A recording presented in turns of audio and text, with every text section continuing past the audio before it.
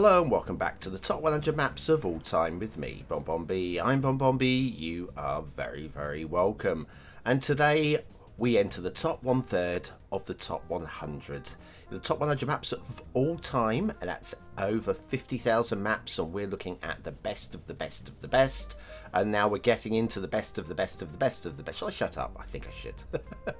Okay, now today we've got a creator who is one of the modern stalwarts. They are a very good creator. I'm not sure if many people would call them AAA tier. I think I probably would. There is something about their work which is just very pleasing indeed. And today's map, which has been voted by you with a 91.75% approval rating, is absolutely glorious.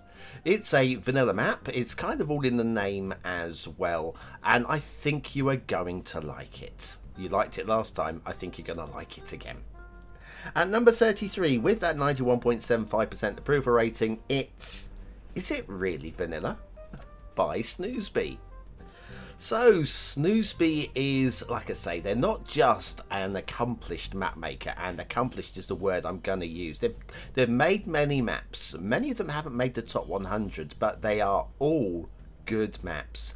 Definitely worth checking out their workshop page for that one. It's just some of the maps just don't have that little factor that can elevate them to live with the Bringer of Fires and the Cities. They're, I would say, just a little bit just more straightforward.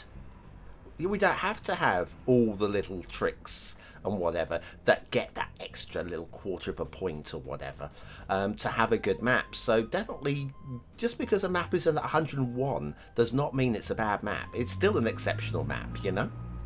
So it's not just being a great map maker, they're also a really good theme and LUT maker as well. And today's map, although yes it's 100% vanilla, it does have a custom theme and LUT if you wish to opt into them. There's the the Lush Coast theme and the Coastal Mountain Farmlands LUT, both made by Snoozby. And so yeah, it's the full package. Gotta say, it's just a very good looking thing. Bear with me 1 second. I've just a little hay fever at the moment. I have to keep dabbing at my my nose to make sure we don't get any drips. Too much information, I know. Okay, so this was released to the workshop in August of 2022. It currently has, at the time of recording, 4,305 subscribers, 382 of which have marked this as a favourite. It has a 4-star rating on Steam from 139 votes, and I reviewed this fairly recently in episode 1544 of What's Map, where I gave it 4 stars for aesthetics, 4 for detail, and 4 for gameplay potential. Now the start square is slap bang middle, very nice indeed. To get to there, I think the most interesting route, would be to come in and go for a full lap. I'm not doing that. I'm just not doing that. What I think we'll do is we'll start here, because we can do a little bit of island hopping here. We'll check out that big intersection, don't worry. And all the bay. We'll check out everything. We always do. We always do. And so down to ground level, we have got some flowing traffic. That's a good thing. That is a good thing.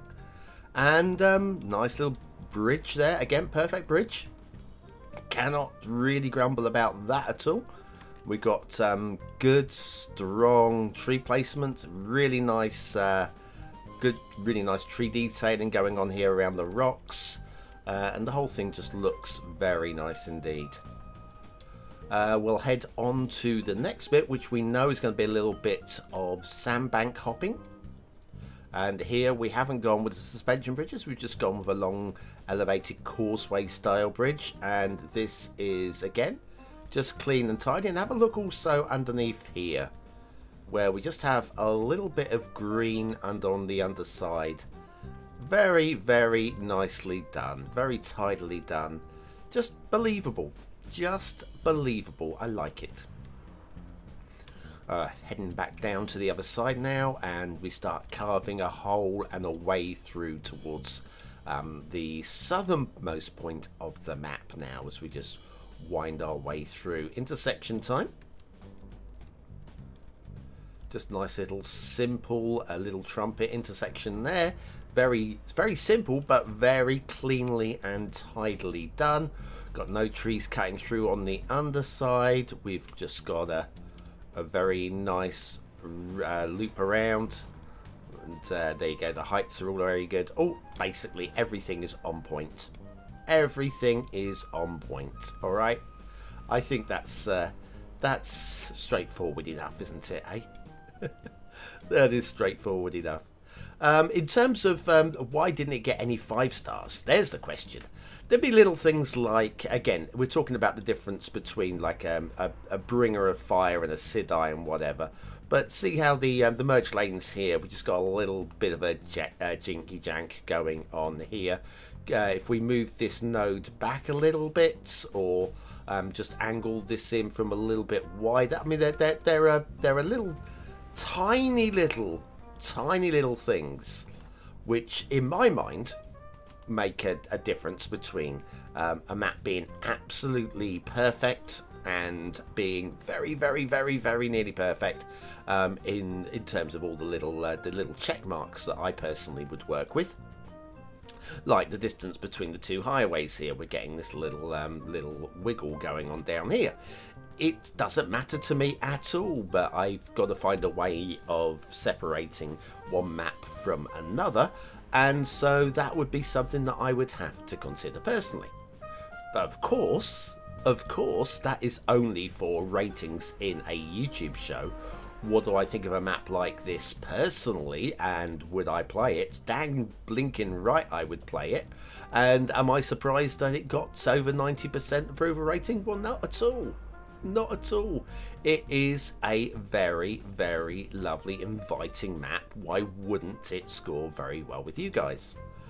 We're heading around. No, I don't even know how far we are from the southernmost point of the map. We're going to just keep going until we get there, right?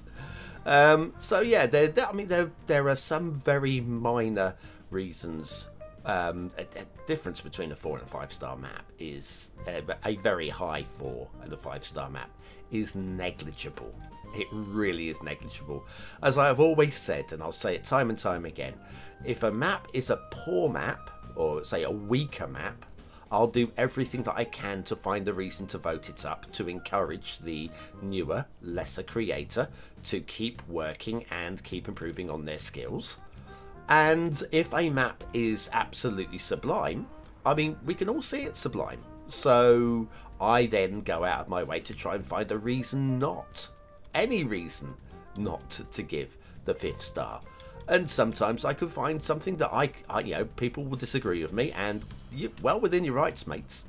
Well within your rights to disagree with me. It's my ratings are only ever a personal vote, which is why we have the viewer's choice. For pity's sake, we have the viewer's choice. This is as voted by you. It's nothing to do. Again, tiny little bit of terrain glitching there. Again, none of this matters. None of it matters. But it's the difference between a very high 4 stars and a 5 star. But yeah, why we have the viewer's choice. So this is as voted by you. If I was going to do a top 100 maps, it wouldn't be anything like this. I've got maps that I really like personally that are outside of the top 100. That would be, well, I mean, way outside of the top 100 that I think would be in the top 100. And I would swap out my map that's in the top 100. I would take that out of the top 100 and I would replace it with Bonbon Island into the top 100, which I think is a top 100 map. But it's my personal opinion, and you guys at the time you were all over St. Catherine's Point. I mean, at the end of the day, there's just, everybody's allowed an opinion, right? Everybody is. As long as we try and be supportive and try and find ways of helping everybody to become a better creator and have a fun time.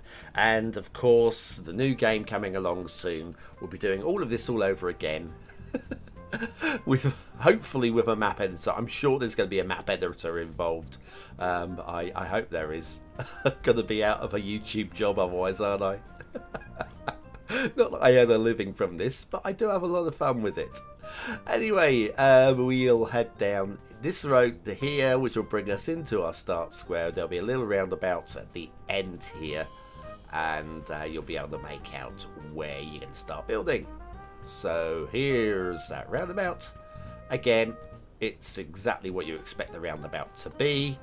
Doesn't do anything or try to do anything clever.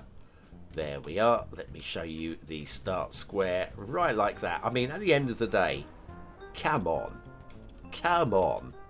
This peninsula, it's yeah, it's a peninsula, isn't it? We've got a strait coming through here. But yeah, this little peninsula with the bay on the side, it kind of fills the square beautifully. And then your next tile, you're probably going to be buying back down the way that you came. But I think that's just a really glorious start square. That is just and aesthetically very pleasing as well. We did have, if we carried on going up that way, we've got a double big old bridge there for, no, 3-span, 4-pillar, 3-span bridge. And then the big intersection down here. I call it the big one. It's probably not a lot bigger than the previous ones that we've seen, but this certainly does seem to be the main intersection in terms of efforts, size and design, and that looks pretty nice to me. What more do we have? Well, we've got a lot of coast. It's the we're using the coastal farmlands theme, so we look at the sand texture. Look at the way that it works through into the grass texture. Look at the colour of the water. Look at the rock detail. I mean, we're just getting some really striking imagery out of this one. And the coastal farmlands just gives it a real lovely, lush green vibe, which is very nice. A few little rocky islands going on there. Now, there was a little outlying island somewhere. There it is, all the way over there. We'll look at that in a second. Let's have a little these breakout islands there. These are almost like they're floating away from the I mean, I know that's clearly not what's happened here, but yeah, they're broken away and they just look like floating. What's the word I'm looking for? The continental drift. I know continental drift doesn't work like that, but it could. It could. I just wonder if we could sort of like, yeah, could that just angle back in there with this, follow it in, so yeah, I don't think it would work, but it'd be quite funny to try. And again over here we've got a few little there's a little theme with these rocky islands, but also plenty of nice lush buildable islands and some very nice beaches as well. Of course, we do have the latest hotels and retreats DLC, which would really reward you for using those beaches. With sandbanks over here as well, just a real low-lying area, beautifully done, and the mountains are all just a little bit spiky, a little bit pointy, just aesthetic for the background shots. The way that the island is broken up as well into like your little patches here, here, here. You could do small towns in each, or you could just find a way of making a huge city out of it.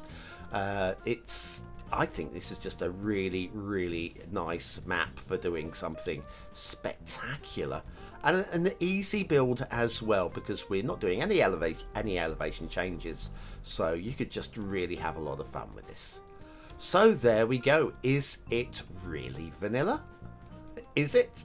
Well, the answer is yes, it is. Apart from the theme and LUT, which of course you don't need, but you really want.